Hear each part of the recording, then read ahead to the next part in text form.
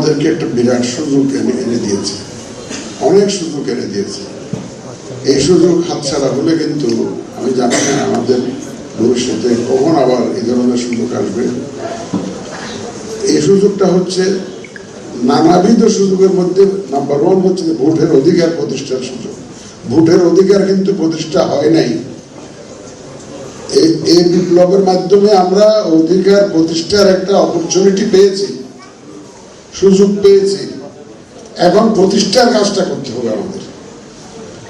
এই প্রতিষ্ঠার কাজটার মধ্যে প্রথম ধাপ হচ্ছে এই যে ভোটার সুষ্ঠু ভোটার তালিকা।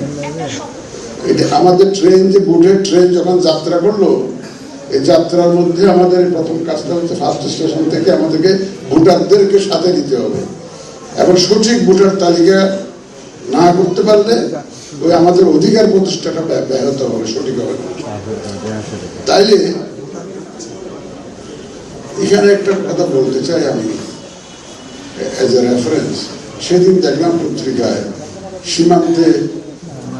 সীমান্তে জায়গা জমি নিয়ে গোলমাল আমাদের বাংলাদেশিরা দলবদ্ধভাবে মোকাবেলা করেছে। কি জন্য মোকাবেলা করেছে? অধিকারটা প্রতিষ্ঠা করার জন্য, তাদের জমিতে তাদের মালিকানা প্রতিষ্ঠার জন্য।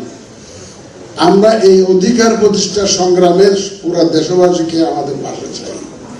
আমরা পুরা দেশবাসীর সহযোগিতা নিয়ে এই অধিকার আমরা ইনশাআল্লাহ প্রতিষ্ঠা করব।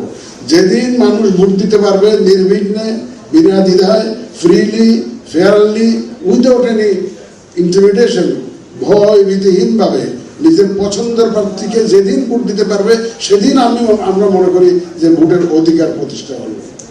আমরা সেই প্রতিষ্ঠা সংগ্রাম করছি এবং আপনাদের সবাইকে সাথে নিয়ে এই কাজটা আমাদের করতে হবে। আমাদের একার পক্ষে এটা সম্ভব।